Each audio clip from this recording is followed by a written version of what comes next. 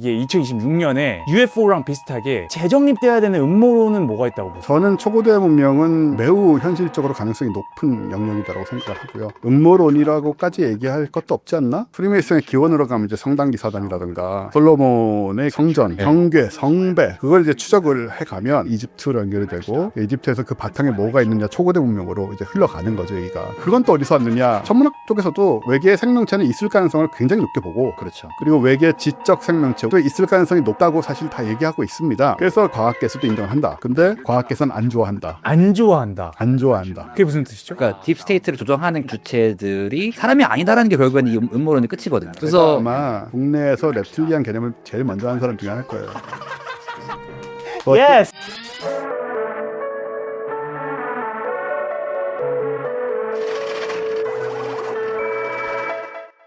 최근에 제가 김어준 선생님 방송에 아, 네네. 저희 밴드 양반들이랑 출연했었는데 거기에서 오래전부터 저희가 이제서야 하기 시작한 이야기들을 거의 한 2, 30년? 네, 12, 30년인가요? 아, 12, 10년인가요? 20년? 딴지일보 초기부터 썼으니까 한 30년 가까이 돼가죠. 와. 90년대 말 2000년대 초.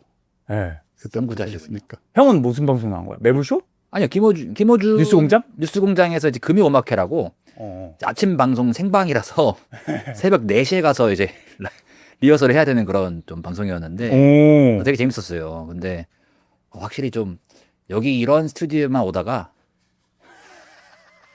차이가 많이 나죠. 여기 갔더니 막 와 공중파 방송국이랑 능가하는 제가 뭐 KBS, MBC 다 그 음악 방송 가봤는데도 거기보다 훨씬 장비도 좋고 오, 벙커원? 맞죠? 맞아요. 네. 그 뉴스공장은 저는 이제 TBS에 있을 때 3년 9개월 동안 매주 나갔어요. 고정이었어요. 아 TBS 김어준의 시절부터 뉴스공장. 원래 TBS 있었죠. 고정이었는데 저는 과학 얘기를 하는 사람이고 원래 과학 얘기를 하러 나갔는데 맨날 외계인 얘기를 하라고 그래가지고 나중에는 이제 부담스럽고 하기 싫고 네. 그래서 이상한 얘기도 많이 했었고요. 그러다가 이제 사는 좀 덜 하고 저는 이제 그만하기로 했고 제가 그만하기로 하고 나왔습니다. 너무 피곤해가지고 아침에 일어나기도 힘들고. 그러니까 아침마다 하셨구나. 네, 생방으로. 매주 생방으로 했으니까 진짜 힘들죠. 지금 같이 잘 나갈 줄 알았으면 아마 계속 했었을 텐데. 그때만 해도 이제 TBC 교통방송에 그렇죠. 그 뭔가 매달려 있었잖아요. 맞아요. 그러니까 좀 그런 좀 뭐랄까 불안한 부분이 있었죠 사실은. 근데 지금은 이제 완전히 딴지 그 그룹 내에서 그렇죠. 자기네 일이 돼 있으니까 또 입장이 다르죠. 그때도 계속 좀 과학 얘기, 외계인 얘기, 음모론 이야기 많이 하셨나요? 음모론 외계인은 좀 했고요. 네. 과학 얘기는 잘 안 했고 왜냐면 그때만 해도 그렇죠. 또 어떤 게 있냐면은 지금은 이제 제가 또 팟캐스트 하면서 이러면서 분위기가 좀 바뀌었는데 그때만 해도 과학 전공자가 아니면 과학 얘기를 진지하게 하는 건 좀 부담스러운 부분이 있었어요. 그렇죠. 예. 그래서 저는 이제 주로 음모론 얘기를 했고 그리고 특히 이제 많이 팔린 게 그 프리메이슨 계열 음모론 계열. 아직까지 잘 팔리더라고요. 네, 그거는 책으로 냈고 나중에. 아, 그러세요? 네네. 프리메이슨 관련된 책을 내셨어요? 그게 정확하게 말하면 프리메이슨 관련이 아니고 네. 그게 저기도 조금 태양계 삐딱 연대기라고 생겨서. 나오는 저건데 네. 지금 태양계 연대기라고 나오는 태양계 연대계. 예, 저게 프리메이슨을 중심으로 하지만 결국 그 사실은 페이크고요. 진짜로 저걸 믿는 건 아니고 제가 쓰다 보니까 너무 얘기가 커져가지고 저도 믿을 수 없게 되었고 오히려 쓰다 보니까 이게 너무 말이 안 된다는 과해져가지고 제가 지어내고 있더라고요 이제 어느 시점부터. 구라 논픽션? 네, 제가 붙은 제가 만든 장르입니다. 구라 논픽션이 뭐죠? 논픽션. 논픽션인 척하지만 사실은 구라가 많이 섞여 있다라는 의미에서 와, 이거 몇 번을. 저게 사실은 굉장히 잘 나갔고 저게 그냥 음모론의 음모론인 거죠. 완전히 음모론의 총합. 그 태양계의 역사까지 다루니까 멸망한 행성들과 제국과 뭐 예, 거의 사이언톨로지급으로. 예, 사이언톨로지는 제가 아주 극혐합니다만은. 그러시군요. 그럼 그때는 그 프리메이슨이랑 또 어떤 음모론 주로 과학적으로는 어떤 음모론이? 저 속에 어떤 얘기가 담겨 있냐면, 그러니까 프리메이슨하고 프리메이슨의 기원으로 가면 이제 성당기 사단이라든가 그 구약 시대 얘기로 넘어가거든요. 그렇죠. 그 아시다시피 그 솔로몬의 그 성전하고 그다음에 그 성궤, 알크 오브 더 커버넌트. 예. 성궤, 성배 이렇게 쭉 넘어가고 그걸 이제 추적을 해가면 제가 초등학교 중학교 때부터 관심이 많았으니까 그런 데는 추적을 해가면 이제 이집트로 연결이 되고 이집트에서 그 바탕에 뭐가 있느냐 초고대 문명으로 이제 흘러가는 거죠 얘기가. 맞고 틀리고를 떠나서 흐름은 그렇게 돼 있습니다. 자, 불가피하죠. 네. 그럼 이제 그건 또 어디서 왔느냐 어. 라고 하다 보니까 화성이 어떻게 지금같이 됐느냐라는 화성의 멸망론이 등장을 했고요. 예. 거기까지 저도 가봤습니다. 오, 난 여기는 못 가봤어 아직. 화성 멸망. 예. 그리고 그 달의 인공물설. 네. 예, 뭐 이런 그거 거. 지난번에 얘기하셨죠. 뒤쪽 네. 뒤쪽 달 뒤쪽인가요? 아니면 달 전체가 저는 그냥 다 인공물이라고 주장을 한 거죠 저기서는. 솔직히 지금 그렇게 생각하진 않아요. 하지만 그 모든 걸 다 합쳐가지고 그 역사물같이 과학과 음모론을 섞어서 썼는데 사실은 제가 과학 커뮤니케이션 하게 되고 이 과학 팟캐스트를 하게 된 이유 자체가 저 책 덕분인데 사실 말도 안 되는 책이라고 생각을 해요. 근데 의외로 저기에서 전개했던 논리 자체와 그리고 제가 끌고 왔던 그 과학적 천문학적인 것들은 팩트에 많이 가까웠거든요. 저거를 놀랍게도 천문학자들이 좋아했어요. 그 당시에. 천문학들이 재밌다고. 교수님, 박사님들이 저도 전혀 예상하지 못한 상황이었고 그래서 이거 재밌으니까 우리 같이 뭐 강연도 하고 다니고 그럽시다 하고 제안을 하시는 거예요 저한테. 전혀 상상도 못한 일이었죠 정말. 그러게요. 예. 제도권 안에 있는 과학자분들이 제도권 안에 있는 분들. 피어 리뷰가 된 상황. 피어 리뷰까지는 그건 아니지만. 네네. 그래서 그 천문학자분들하고 뭐 과천과학관 계신 뭐 박사님들 이런 분들하고 죽이 맞아가지고 그분들하고 그러니까 그분들은 좀 주류과학 얘기를 하시고 저는 약간 음모론적 얘기를 하면서 좀 배틀도 하고 이런 그러기 시작을 하면서 제가 과학 커뮤니케이션 일을 하게 됐으니까 좀 기묘하죠. 그래서 저 속에는 이제 과학하고 음모론하고 그다음에 저의 상상이 더 적당히 섞여 있는 그런 얘기가 된 거죠. 저게 다 시작입니다, 사실은. 대박. 와, 지금 우리가 1, 2년 전나 이제 준호님은 최근에 이제 빠지기 시작한 그 토끼굴에 30년 전부터 네. 깊숙이 탐험을 다 하시고 그냥 어려서부터 초등학교 때부터 관심이 많았어요. 그때는 과학이랑 저런 쪽이랑 구별이 안 되는 시절이니까 그쵸. 완전 과학하고 그다음에 뭐 초능력 이런 얘기 예언, 그 노스트라다무스 이런 거 있잖아요. 네네네. 그런 게 제가 아마 초등학교 4학년 때 책을 2권을 샀었는데 하나는 칼색은 코스모스였고요. 완전 과학책이잖아요. 그때는 책도 별로 없고 네. 시대가 시대라 뭐 서점에 가면은 뭐 책이 한 2-30권 있던 때예요. 재미있는 게 하나는 그 코스모스가 재밌어 보여 샀고 네. 또 한쪽에 어떤 책이 있었냐면은 1999년 7월 지구멸망이라는 노스트라다무스의 예언서가 있었어요. 한국에서 번역 때 나온 원래 일본 책인데 그거 두 개가 비슷한 건 줄 알고 어린 마음에 산 거죠. 음양을 동시에 사셨네요. 예. 그래서 이제 저의 관심사는 그때부터 과학과 그런 쪽 얘기가 된 겁니다. 지금까지도. 사실 과학이 패러다임 바뀔 때마다 그 패러다임 바꾸는 새로운 이론은 처음에 음모론으로 시작을 하잖아요. 그런 경우들이 많이 있죠. 뭐 음모론이 됐든 아니면 어쨌든 활용받지 못하는 경우들이 많이 있었고 네. 그래서 저는 이제 당시에는 사실은 한 10년, 15년 전까지만 해도 우리나라 서점에 과학 코너에 가면 그냥 과학만 있는 게 아니고 굉장히 신비한 얘기까지 다 같이 섞여 있었어요, 책들이.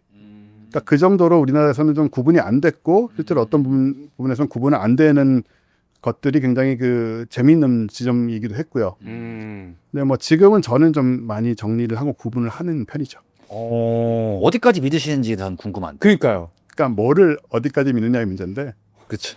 아주 복잡합니다. 저는 사안마다 다 다르고 네. 사안마다 기준이 하나 모두 좀 잡혀 있기 때문에 어떤 내용을 어디까지 믿고 어떤 내용은 이건 위험하다라든가 어떤 내용은 전혀 믿을 수 없다라든가 이게 다 구별돼 있죠. 그럼 그 구체적인 내용들은 저희가 조금씩 계속 던지면서 나갈 텐데 그거 전에 그걸 구분짓는 메소돌로지를 어떻게 하세요? 저는 사실 제가 제일 많이 판 책은 역사책이거든요. 예, 뭐 역사학도시니까 그 앞에서 좀 얘기하기 좀 그렇습니다만은 뭐 약간 야매인데 그냥 제가 영국에 있으면서 느낀 것들 뭐 이런 것들 가지고 그냥 읽기 쉬운 역사책을 썼었어요. 네. 역사에 항상 관심이 있었고 근데 제가 관심 있는 건 항상 뭐 음모론이나 과학이나 역사도 중요하지만 그 세상과 사람이 그 살아가는 방식이거든요. 세상이 어떻게 돌아가나, 무엇으로 구동되고, 사람은 어떤 에너지 혹은 어떤 이유들로 인해서 이런 형태로 살아가게 되고, 문명은 어떻게 만들어지고, 그 속에서 역사는 어떻게 흘러가는 것 같은 거를 개인적으로 여러 가지 관점으로 이제 보게 됐었어요. 근데 음모론이라든가 혹은 뭐 신비주의적인 얘기라든가 뭐 비슷하게 얘기할 수 있을 것 같은데, 저의 관점은 뭐냐면, 일단 40년이나 봤으니 얼마나 이 부침이 많았겠습니까? 그랬을 것 10년 동안 완전히 믿던 시절도 있었고 그 이후에 전혀 안 믿던 시절도 있었고 같아요. 그게 이제 계속 바뀌면서 온 거거든요. 그때 또 생겨나는 자료들이나 뭐 보이는 뭐 자료 이런 거에 따라 달라지고 저의 관점은 일단은 우리가 살면서 만들어지는 이야기들이 굉장히 많죠. 근데 그 이야기들이 어디까지 신용할 수 있는가라는 부분들의 가장 밑바닥에는 그러니까 한마디로 그냥 세간에 떠도는 얘기들 그리고 아주 가볍게 구전되는 얘기들 그건 이제 우리 주변에도 있잖아요. 우리 주변에 헛소문이라든가 뭐 주변에 누가 이랬다더라 혹은 뭐 제가 재밌는 얘기 어떤 거냐면은 왜 항상 그 동네장 통합장 이런 친구들 있잖아요. 그죠? 뭐 누가 어디서 1대 17로 싸웠다라든가 뭐 이런 얘기들을 보면 대부분 사실이 아니고 그리고 그런 능력을 가졌다는 친구들도 왜 요즘 유튜브 보면은 종합격투기 하는 분들하고 실제 스파링을 하면 택도 없이 깨지잖아요. 네. 많이 보거든요. 맞아요. 격투기도 좋아해서. 좀비 트립 이런 거. 예, 좀비 트릭 같은 거 보면 이제 그런 걸 구별하는 거죠. 먼저 다 이제 제해해야 되는 거죠. 그런 식으로 너무나 가볍게 신화화되고 너무나 가볍게 그냥 이야기거리가 된 그러니까 너무 바탕이 없는 얘기들 전해져 온 얘기들 그냥 그런 얘기들은 현실 우리 주변에서 일어난 일이니까 과거에서 전해온 얘기도 당연히 있는 거거든요. 그걸 걸러내야 되고 걸러내고 나면 이제 꽤나 많이 걸러진다고 봐요. 전 거기서. 그 다음에 남은 것들은 이제 한번 고려해볼 가치가 있는 것들이 되는 것이고 그거는 저의 관점에서는 실증적으로 보는 거죠. 그러니까 몇 가지가 있죠. 하나는 정황적으로 그럴싸한가를 봐야 되고 물론 이제 완전히 과학적 잣대를 들이대는 건 너무 딱딱해지니까 좀 그렇지만 그런 다음에는 이제 증거가 그러니까 물증이 있는가 물리적으로 관측이 되어야 한다. 예, 관측이 되고 있는가. 직접 관측하시거나 체험하신 적 있으신가요? 저는 UFO도 받고 뭐 이것저것 해보긴 했습니다만 저는 제 경험도 의심하죠. 외계인을 보신 적은 없고 외계인을 본 적은 없습니다. UFO를 보신 적은 있고 한국에서 한국에서. 아니 그 최근에 우리 이번 주에 범선 형이랑 UFO 얘기한 거 올라왔거든요. 근데 NJ 투자자 영상 댓글에 막 제보가 막 뭐 쏟아지던데. UFO 제보가 지금 한 5개가 나와서 그래서 뭐 제가 뭐 어릴 때 이거를 봤고요. 뭐 부모님한테 얘기를 했는데 안 믿고요. 뭐 이런 게 지금 벌써 엄청 많이 나오고 있어요. UFO 본 사람 많을 거예요. 사람 많구나. 진짜 나는 많나 봐. 나는 왜 안 보여주는 거야? 찾아서 이제 시작했으니까 뭐 또 너무 원하면 또 안 보인다든가 이런 막아 끼는 경우가 있습니다. 죄송합니다. 막혀가지고. 그래서 이제 실증적으로 확인이 되든가 아니면 적어도 정황적으로 받아들일 만한 어떤 충분한 기록이라든가 충분한 관측 사례라든가 물증이 아니더라도 그런 것들이 존재하는 기준으로 좀 보게 되죠. 그럼 빠르게 짚고 넘어가시죠. UFO는 음모론입니까 아닙니까? 그러니까 이게 그런 식으로 질문하시면 제가 얘기가 오히려 길어져요 말이. 아 그래요? 그러면 어떻게? 예, 이렇게 말을 할게요. UFO는 있습니다. 네. 있는데 무엇이냐의 질문은 다른 질문이고 그렇죠. 그렇죠? 여러 가지 답들이 있을 수 있고요. 그다음에 UFO가 음모론이 아니냐는 얘기는 UFO 자체 얘기가 아니고 UFO랑 관련돼서 그 뒤에 우리가 숨기고 있는 비밀이든가 아니면 조직적으로 은폐되고 있는 어떤 지점이 있다면 그게 UFO 음모론이 되는 거죠. 그렇죠. 이게 다 이제 좀 층위가 조금씩 다르죠. 아 그러면 어쨌든 외계 존재는 있다라고 생각을 하시는 거죠. 그러니까 뭐 천문학 쪽에서도 외계 생명체는 있을 가능성을 굉장히 높게 보고 그렇죠. 그리고 외계 지적 생명체 우리가 이제 외계인이라고 말할 때 사람은 아닐 테니까요, 그죠? 외계 지적 생명체를 말하는 거겠죠. 네. 그런 경우에도 있을 가능성이 높다고 사실 다 얘기하고 있습니다. 어딘가에. 근데 이것과 이제 UFO와의 문제는 뭐냐면 그래서 그들이 여기 오고 있느냐의 문제거든요. 그렇죠. 어딘가에 있을 텐데 네. 그들이 뭔가를 타고 여기를 오고 그리고 우리가 보고 있는 그 UFO라는 것이 그 탈 것인가라는 질문은 두 개는 완전 다른 질문이니까 첫 번째 질문은 과학계에서도 인정을 한다. 네. 두 번째 질문은 과학계에서는 안 좋아한다. 네. 정도로 얘기할 수 있죠. 안 좋아한다. 안 좋아한다. 그게 무슨 뜻이죠? 왜냐하면 이건 뭐 좀 제가 나름대로 객관적으로 좀 생각을 해본 건데 현상이 있잖아요. UFO 현상 너무 많거든요. 보신 분들도 많고 네. 그리고 뭐 디스클로저 최근에 이제 나오고 있는 그런 사진이나 영상 정보들도 이거는 소스가 상당히 믿을 만한 것들이잖아요. 정부에서 갖고 있던 거니까. 그러니까 이런 것들을 조작이라고 말할 수는 없거든요. 조작도 많아요. 사실 조작도 진짜 많고 그렇긴 한데 적어도 이런 자료는 그렇지 않다. 그럼 현상은 있고 현상이 있으면 뭔지 규명을 해야 되는데 지금 이제 규명이 안 된 상태로 공중에 붕 떠 있잖아요. 저게 뭐냐. 여러 주장만 있고 뭐 기상 현상이라든가 혹은 뭐 그 뭐 중국의 뭐 새로운 무기라 러시아의 무기라든가 이런 것부터 시작해서 외계인 뭐 타임머신설 무슨 뭐 다른 차원에서 왔다는 별의별 얘기가 다 있는데 이와 같은 현상이 있어요. 근데 그 현상이 있으면 그 현상을 규명하려고 연구를 해야 되거든요. 근데 과학자들은 이 연구 자체를 싫어하죠. 왜냐하면 불편하거든요. 그렇죠. 불편하고 그 기존에 이제 과학자들이 갖고 있던 틀과 맞지 않는 가능성이 크고 특히 외계인 이런 쪽으로 가면 왜냐하면 뭐 아시겠지만은 상대성 이론은 늘 광속에 도달하는 거를 광속을 넘어서는 것을 금지하잖아요, 물리적으로.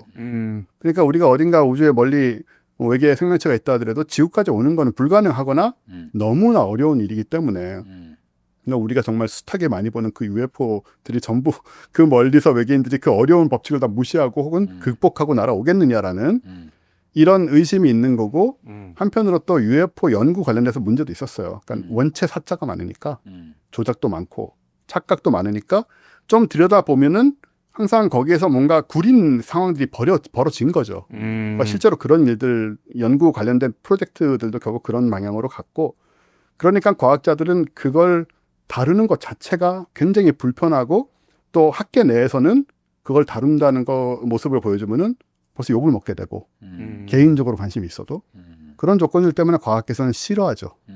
그래서 지금 규명하려는 노력을 하지 않고 있고. 근데 미국의 과학계에서는 최근에 이제 디스클로저 운동의 여파로 뭐 그때 우리 지난 시간에 막 얘기하기도 했지만 뭐 하버드에 있는 아빌로? 그 아빌롭 같은 과학자들도 하고 뭐 에릭 데이비스나 칼프더프 이런 사람들 원래 오랫동안 얘기했던 사람도 있지만 이제 과학계에서도 이런 얘기가 좀 나오는 것 같은데 그 정부에서 좀 이제는 좀 장려하는 것 같고 우리나라에서 혹시 과학계에서 만난 좀 권위 있는 과학자분들 중에서 이런 문제에 대해서 좀 열려있는 천문학자 이런 분 없나요? 없어요. 한 아직은 명도 없어요. 없어요? 아직은 없고 제가 많이 아는데 천문학자들을 아직은 없고 미국 같은 경우도 사실은 일부 과학자분들이 관심을 가지고 네. 연구를 하시려고 하지만 아직 뭐 주류의 학문 분야라고 할 수는 없는 거고. 네. 그러니까 과학계의 상황을 딱 말씀드리면 어떤 거냐면요. 과학계 구조라는 거는 어떤 주제가 학문화 되려면 박사과정이 있어야 되는 거예요. 그렇죠. 네, 박사과정이 존재하지 않는 박사를 양성하지 할 수 없는 학문은 학문이 아니거든요. 그러니까 UFO로지라든가 UFO가 학문화 되려면 거기까지 가야 되는 게 맞는데 지금은 이제 과학자분들이 개인적인 관심으로 자기 일 하시면서 이제 취미 삼아 보는 것에 가까워 보이는 것 같고 그러니까 우리나라는 당연히 그보다 어떤 의미에서 훨씬 더 보수적이죠. 오, 과학계가 우리나라가 확실히 좀 더 보수적이군요. 과학자 수도 적고요, 미국보다. 그리고 보수적이고 또 어쨌든 간에 말씀드렸다시피 저런 연구를 한다는 것 자체가 욕먹을 각오를 해야 되는 거고 본인이 갖고 있는 저런 문제에 대해서 호기심이나 뭐 열정이 엄청 크면 몰라도 그렇지 그쵸. 않으면 굳이 저기에 대해서 언급을 하고 뭐 불편을 감수할 필요가 없는 거죠. 그리고 사실 잘 모르세요. 그리고 이런 내용들을 많이 안 보시고 자세히 모르시기 때문에 관심이 없으니까 안 하려고 하니까 그러다 보니까는 더더욱이나 새로운 뭐 정보라든가 이런 것도 잘 접하지 않으니까 더 안 보게 되고 저는 이제 한 10여 년간 그렇게 느꼈습니다. 지금 최근 미국에서 돌아가고 있는 지금 디스클로저 운동의 어떤 그 주장들, 뭐 대표적으로는 이제 레가시 프로그램이라고 부르는 이제 뭐 딥스테이트라고 부를 수도 있겠고 어쨌든 CIA와 로키드 마틴 같은 그 기관들에서 과학자들의 어떤 공적인 토론도 이루어진 연구가 아니라 정부 차원에서 은폐된 상태에서 정부의 세금을 가지고 어떤 그 감시나 견제 없이 자기들끼리 되게 사일로된 상태에서 서로 이제 분화된 상태에서 그 연구를 하고 있는 용역 업체들이 있다. 그들이 이미 외계 비행선이나 이런 것들을 수거해 가서 그 역으로 개발하는 프로그램을 지난 뭐 7, 80년간 해왔다. 이런 주장이 저한테 사실 가장 컸고 거기에서 그거를 이제 약간 말씀하신 건 정황적 증거가 권위 있는 과학자들이나 이런 사람들이 얘기를 하니까 저는 전혀 믿지 않고 있다가 전 본 적도 없고 근데 이거를 이제 진작에 바다에서 들다 보니까 저도 뭐 아까 말씀하셨던 뭐 Ark of Covenant 이런 성궤까지 가고 막 화성까지 가고 뭐 reptilian까지 가게 되는 이런 상황이 저한테 되게 지금 큰 뭐랄까 흥미지만 또 스트레스거든요. 네. 이런 부분에 대해서 이미 파셨을 것 같은데 요새 지금 미국에서 돌아가고 있는 현상 어떻게 보세요? 저도 지켜보고 있는데요. 네. 일단은 뭐 UFO 관련돼서는 현상은 있으니까 현상이 있다고 말한다는 것은 미국 정부가 지금 공개된 사진이나 영상 이상의 것을 갖고 있을 가능성이 있다는 가능성이죠. 그렇죠. 네. 충분히 가능한 것이고 그렇다고 본다면 그러니까 예를 들어서 그런 기관들이 스스로가 그 과학자들과의 정말 토론이나 이런 어떤 협업 작업 없이 좀 비밀리에 기술 개발을 하는 것과 그래서 그들이 어떤 UFO 기술을 외계 기술을 통해서 그걸 역설계해가지고 뭘 만들고 있다는 사실 좀 다른 얘기거든요. 수기는 구별되는 얘기죠. 네. 전자는 분명히 하고 있다고 생각합니다. 전자라는 게 그 자료를 갖고 있다. 아니요. 숨어서 기술 개발을 한다. 기술 개발. 일단 외계인하고 무관하게 그건 하겠죠. 그건 당연히 할 네. 것이고요. 그렇죠. 하고 있고 규모도 꽤 될 거라고 보고 네. 뭐 어느 나라나 그럴 규모와 기술 차이일 뿐이지. 대통령의 이제 감시를 안 받으면서 다 대통령 그러니까요. 허가 없이 하고 있다. 그거는 사실 CIA 같은 경우에는 원래 그런 조직이기도 하고 대통령이 바뀌어도 그렇게 크게 영향을 안 받지 않습니까? 네. 그런 우리나라도 그럴까요? 우리나라는 그렇게까지는 아닙니다. 아직까지 아니에요. 일단 뭐 능력이 좀 부족하고 그러지. 네. 슬픈데 그 CIA. 이유가 그냥 뭔가 오히려 능력이 부족해서 그 KCIA가 그 정도 리소스를 갖고 있을 것 같지는 않아요. 그런데 이제 그거를 네. 그래서 외계인 기술을 가지고 있고 뭐 UFO 잔해를 갖고 그걸 역설하게 하고 있느냐 이거는 사실은 네. 저는 그럴 수도 있고 아닐 수 있다고 말할 수밖에 없어요. 안 믿으실 수도 있다. 안 믿으실 안 수도 믿- 있고 왜냐하면은 그냥 확증이라고까지 말할 수 있는 거는 없는 것 같고 말은 많이 새 나오지만 저도 네. 많이 봤습니다 옛날부터 사실 말은 많이 새 나오고 뭐 거기서 일했다는 사람 51구역에서 일했다는 사람 뭐 별의별 얘기가 다 있는데 네. 그분들이 뭐 거짓말 할 사람 같이 안 보이긴 해요. 네. 실제로 일한 사람 같기도 하고 밤낮아 밤낮아? 등. 예. 예. 그럼에도 불구하고 또 이 과학계에도 그렇고 뭐 어느 쪽이나 마찬가지로 거짓말을 하거나 허언증을 가진 것 같이 생긴 사람이 그런 걸 하고 있는 건 아니거든요. 알고 보면 정말 말도 안 되는 황당한 조작도 있고 과학들이 네. 그렇지 않습니까? 네네네. 그 네이처나 사이언스에 황우석 내는 사태로. 네. 그런 것도 그렇고요. 네. 네이처나 사이언스에 내는 저 논문들의 그 실험 데이터를 조작을 해요, 그냥. 과학계 아카데미 안에 있는 주류 안에 있는 사람들이 이런 경우도 너무나 많기 때문에 말하는 걸 다 믿을 수는 없다. 그럼에도 불구하고 정황상 그런 것을 가지고 있고 그걸 얼마나 활용한지는 모르지만은 뭐 연구를 하는 정도는 가능하지 않을까 정도의 생각을 하고 있습니다. 근데 저는 요즘 무슨 생각이 드냐면은 이 파일들이 나오니까 오히려 외계인이 없다라는 생각까지 가고 있어. 그러니까 왜 이제 와서 이런 것들을 갑자기 공개를 하냐는 거야. 그러니까 단순히 받아들이기에는 블루필은 이제 정보가 너무 새 나갔고 이런 것들이 너무 만연해져 가지고 정부에서도 어쩔 수가 없어서 이거를 뭔가 프레셔가 너무 많으니까 트럼프가 해야 되겠다. 이게 블루필적인 생각인 것 같은데 뭐 거기서 한 발자국 더 생각해 보자면 왜 이제서 그냥 계속 시집 이거 떼면서 그냥 계속 끌고 나가면 되는 건데. 아니 그 왜 이제서라는 지분에 대한 디스클로 운동의 답은 이대로 가면 중국 러시아한테 따라잡힌다.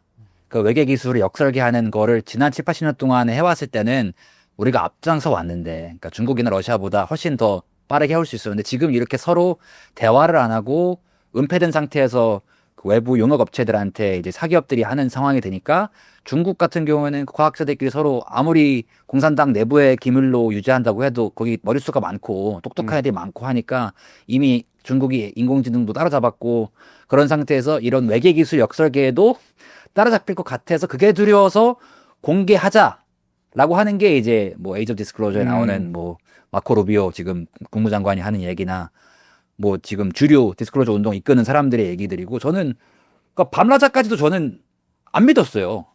지금도 밤라자에 대해서는 믿을만한 것 같긴 한데 믿을 수 없다 하거든요. 근데 데이빗 그러시가 나와서 국회 청문회를 하고 뭐 루 엘리전도 막 그다음에 에릭 데이비스 이런 사람들이 그러니까 정부 크레딧을 부정할 수 없는 사람들이 자기 그 커리어를 걸고서 데이빗 그러시 같은 경우는 저 펜션도 포기하고 지금 자기가 스스로 그 저거 내부 고발을 한 거거든요. 자기의 그 노후 뭐라 그래? 연금을 포기하고서 하는 저런 사람들이 나오니까 난 이제 그때부터 뭔가 이걸 그냥 그 칩할 수가 없어지는 게 저한테 불안한 거거든요. 저는 확증이 없음에도 불구하고 저는 뭐 다른 신비 체험을 한 적이 있지만 외계인이나 UFO 관련된 건 본 적이 없기 때문에 그래서 지금 돌아가는 저 미국의 현상을 어떻게 보는지가 근데 저도 그렇게도 준호님처럼 생각할 때도 많아요. 이제 왜 이제 와서 딥스테이트의 진짜 의도가 뭐냐? 뭐 혹은 트럼프의 진짜 의도가 뭐냐? 트럼프는 그냥 단순하게 약간 덮으려는 느낌이 좀 세게 보이고 앱스타인 덮으려는 게 세게 이란 전쟁 이런 게 보여서 그래서 좀 사실 우리끼리 맨날 떠들어 보니까 막 내가 녹을 것 같은 거예요. 이게 얘기하고 나면은 서로 막 더 공허해지고 그 선생님이 필요하다. 맞아. 그래서 모시게 된 거거든요. 예. 어떻게 오실 우리가 거예요? 봐야 돼? 어떻게 가야 됩니까 우리가? 저는 뭐든지 이렇게 뭐 기다 아니다 하고 답을 내리는 편은 아니에요. 네. 유보를 좀 해야 된다. 충분한 데이터가 없으니까 그런 입장이긴 한데 그런 부분에서는 저는 오히려 어떻게 생각하냐면 지금 이 상황이 예를 들어서 우리가 딥스테이트가 됐던 간에 뭐 그런 음모론적 구조에 네. 대해서 파고들면서 한 가지 전제하는 건 뭐냐면 이 모든 것들이 아주 합리적이고 그들의 입장에서 내부적으로 합리적이고 굉장히 정교하게 진행되고 있는 무엇이다라는 전제를 하고 있잖아요. 근데 실제 계획이 세상은 있다. 그렇게 돌아가나? 라는 거죠. 그러니까 제가 뭐 다른 프리메이슨 같은 조직이나 이런 거를 오랫동안 보면서도 느낀 건데 그게 정교하지 않더라는 거죠. 그러니까 예를 들어서 프리메이슨이나 이런 오래된 비밀결사 이런 것들은 특히 아주 오래전의 사상이 뭐 계속 계승돼서 지금까지 이어져 가지고 그게 전 세계에 퍼져 있고 뭐 세계 정부를 구성하고 뭐 딥스테이트라든가 이런 쪽으로 뭐 이런 얘기잖아요. 네. 그런데 제가 느끼는 것들은 그게 그렇게 정말 진행되려면 그 하나하나의 모든 과정에 어마어마하게 많은 인력과 정보와 그리고 통합시키는 신념이 필요하다는 거죠. 그런데 저는 세상이 이렇게 돌아가는 것 같지는 않아요. 그러니까 오히려 지금의 이 디스클로저 관련된 이 좀 정보가 나오고 유출은 아니죠. 정보를 이제 공개하고 이런 부분들은 그렇게까지 이게 무슨 대단한 바탕을 가지고 하는 걸까? 라는 생각이 오히려 있는 거예요. 말씀하신 대로 뭐 트럼프라든가 이런 사람들이 뭐 좀 필요하니까 이런 부분들이 자극도 있었을 것이고 저 정보를 갖고 있는 사람들이 우리가 생각하는 것처럼 이 정보는 너무나 중요하고 이 정보가 나가면 세상이 멸망한다는 거 혹은 뭐 우리 미국이 큰일 난다든가 이런 생각까지 가지고 있지 않고 그러니까 약간 무능하고 영혼 없는 저 공무원들이 가지고 있었던 그런 자료들의 수준에서 공개하라니까 그냥 공개해버리는 이런 구조들은 아닐까라는 저는 의심을 좀 하고 있어요.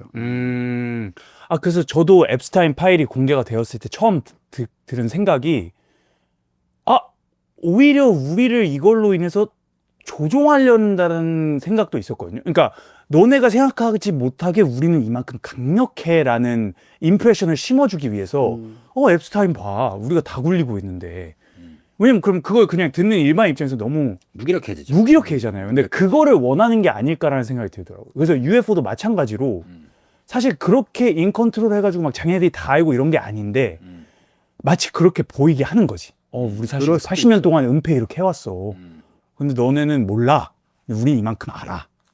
이거에 좀 무기력함을 심어주기 위한 또 다른 사이옵이 아닐까라는 생각까지 갔습니다. 지금. 그런 가능성도 있다고 보고요. 근데 저는 전반적으로 이런 거대한 뭐 조직이 됐던 음모론 집단이 됐던 뭐가 됐든 간에 어떤 활동을 했을 때 우리가 생각하는 것처럼 그러니까 우리 개인이나 그 소수의 사람들은 하나의 신념이나 어떤 목적의식으로 뭉쳐서 서로 간의 철저한 통제와 그 동의 속에서 뭐 끌고 갈 수가 있는데 실제로 조직이 어느 정도 이상만 커져도 그게 거의 안 된다라는 거. 맞아요. 예. 그런 상황에서 오히려 되게 산만하고 어설프게 굴러가고 있는 상황에서 예를 들어서 저 아까도 말씀드렸다시피 저 정보를 갖고 있는 공무원들은 그냥 공무원 일만 하고 있는 것일 수 있거든요. 그렇죠. 네, 그 상황에서 말씀하신 것처럼 이걸 차라리 공개해버리면 그러니까 윗선에서 공개해버리면 이게 어떤 굉장히 대단한 걸로 보이겠다라든가 혹은 뭐 트럼프가 본인의 그 위기를 가리기 위해서 그냥 별 생각 없이 이거 그냥 좀 몇 개 그런 거 없나 하다 보니까 이런 거 있는데 해서 그냥 공개해버리다든가 이런 가능성도 있다는 거죠. 사람의 마음이란 것은 그런 식으로 돌아가니까 그런 것도 전 염두에 두고 그럼 그렇다고 아무것도 없느냐 뭐 그건 아닌 것 같아요. 있긴 있을 거예요. 그러니까 이게 흑백으로 계속 생각하고 싶어하는 마음이 계속 솟구치는데 지금 선생님 말 들어보니까 그게 아닌 것 같아. 계속 뭔가 그 그레이 에리아에서 뭔가를 밸런스를 찾아가고 계시는 듯한 느낌? 예, 제가 40년 동안 흑백을 왔다 갔다 하다가 이제 흑백으로 가면 안 되겠다는 생각을 이제 얼마 전부터 하기 시작한 거죠. 그레이 에어리아가 있고 그 그레이 에어리아는 예를 들어서 어떤 의도가 있다 없다의 중간에 어정쩡하게 존재하는 때로는 필요성, 때로는 무능함, 때로는 그냥 관료주의, 때로는 이제 과장된 뭐 생각들 이런 것들이 섞여 있는 상태가 아닌가. 전 좀 그렇게 생각하는 편입니다. 사람이 하는 일이 다 그렇듯이 그러니까요. 딥스테이트도 사람이 하는 것이고 네네. 그렇기 때문에 그렇게 큰 계획이 없을 수도 있다. 그리고 그 계획이 있어 오히려 힘이 있더라도 빠지는데 아니 이게 오히려 이게 조금 흥분이 안 되는 포인트야. 차라리 딥스테이트가 뭐가 좀 악랄한 뭔가 이런 완벽한 거대 계획이 집단이 있어서 차라리 리드를 하고 있으면 뭔가 좀 더 이렇게 하고 그냥 흑백이 이렇게 딱 나뉘면 오히려 이게 좀 서열 정리가 잘 되는데 그렇지. 분노하거나 안도하거나. 근데 그게 아니다. 근데 그게 정답이겠죠. 그 마음을 너무 잘 알고요. 저도 그 마음 때문에 30년 넘게 붙잡고 있었던 거거든요. 뭔가 있겠지 이거 뒤져보면. 근데 저는 이제 프리메이슨 계열을 보면서 오히려 그런 생각을 많이 했어요. 이거 생각보다 어설픈데? 이거 생각보다 제대로 유지가 안 됐다. 그런 것들을 많이 느끼면서 이제 말씀대로 사람이 하는 일이란 게 어느 분야나 다 어설프고 세월이 지나면 흐리멍덩해지기 마련인데 우리 지금 예를 들어서 뭐 제국주의 시대나 뭐 혹은 우리나라 같은 경우에는 독재 시대 기억을 벌써 잃어버리고 그 민주화에 대한 열망이라든가 기타 등등 뭐 그런 것들 지금 다 막 흐려지고 있잖아요. 세대가 바뀌면서 한 세대 두 세대만 바뀌어도 이런데 그렇죠. 그런 식의 신념이 뭐 몇백 년, 몇천 년을 유지가 되고 이거는 인간의 능력 밖의 문제다. 우리는 할 수 없는 일이다라는 생각이 드는 거예요. 그러니까 이제 특히 이제 오래된 그 비밀 결사들은 더더욱이나 그런 식으로 유지가 될 수 없다라는 생각이 들었어요. 제가 여름마다 필라델피아에 있는 프리메이슨 회관에 가가지고 포럼에 참석하는 게 그러니까 있는데 거기 뭐 그냥 가실 수 있잖아요. 이번에도 가는데 가서 만나보면 그렇게 뭐 대단하지 않거든요. 물론 이제 그 숨겨진 베일 뒤에 이제 대단한 뭐 결사가 있겠지만 선생님 말씀하시는 거에 너무 이제 공감을 하는데 그럼에도 불구하고 제가 지금 그 불안감이나 어떤 그 스트레스 압박을 떨칠 수 없는 이유는 그들이 사람이 아니면 그러니까 딥스테이트를 조정하는 결국엔 주체들이 사람이 아니다라는 게 결국엔 이 음모론의 끝이거든요. 그렇죠. 그러니까 외계인들을 숭배하고 있고 그들의 어떤 채널링을 해서 그들의 교신을 받아서 그들 대신해서 reptilian이든 그게 뭐 더 나인 그때 푸아리치 얘기했을 때 했던 뭐 더 나인이든 뭐 이런 그런 것까지 이어지는 순간 종교와 이어지고 그렇죠. 그렇기 때문에 거기에서 뭔가 당연히 사람은 불완전하고 사람은 이런 회색지대 안에서 작동하겠지만 사람이 아니라면 으로 가게 되는 거죠. 그래서 아마 국내에서 reptilian 개념을 제일 먼저 하는 사람 중에 하나일 거예요. 예스. 그것도 거의 뭐 한 25년 된 것 같고. 와. 데이비드 윌콕 선생님에 대해서도 그러면 저는 데이비드 아이크를 통해서 많이 봤죠. 아이크는 난 몰라. 네, 아이크 데이비드 누굽니까? 요즘 이거 또 이거 버섯 선생님이 계시군요. 예. 책도 내시고 맞죠?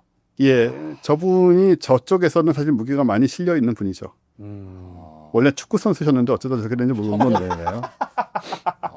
오늘 강력하신 분이네요. 예, 데이비드 아이크가 당시에 이제 2000년대 초에 책을 많이 냈고 제가 영국에 있으면서 그 책을 사서 봤어요. 진짜로 이렇게 두꺼운 책도 막 있고 내용은 다 비슷비슷한데 많은 책을 내십니다. reptilian 전문가신가요? 완전 그쪽이죠.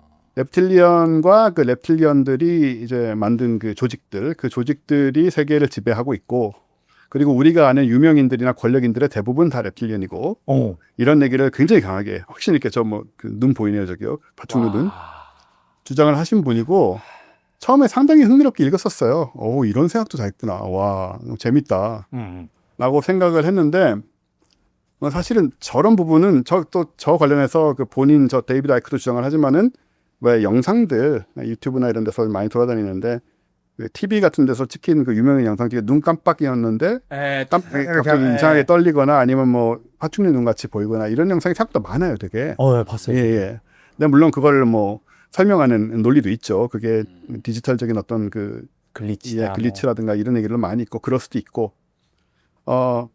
그럼에도 불구하고 이제 저런 주장들이 이제 그런 여러 가지 뒷받침으로 꽤나 인기를 끌었고 근데 사실은 말씀대로 인간이 아닌 존재가 저걸 하고 있다라고 말해버리면 방금 아까 얘기했던 그런 건 다 이제 피해갈 수는 있긴 합니다. 그럼 이제 우리가 또 해야 되는 게 뭐냐면 다시 불안해졌어. 우리가 또 해야 되는 일은 뭐냐면 그럼 저들이 존재한다는 걸 우리가 어떻게 확신할 수 있느냐는 거거든요.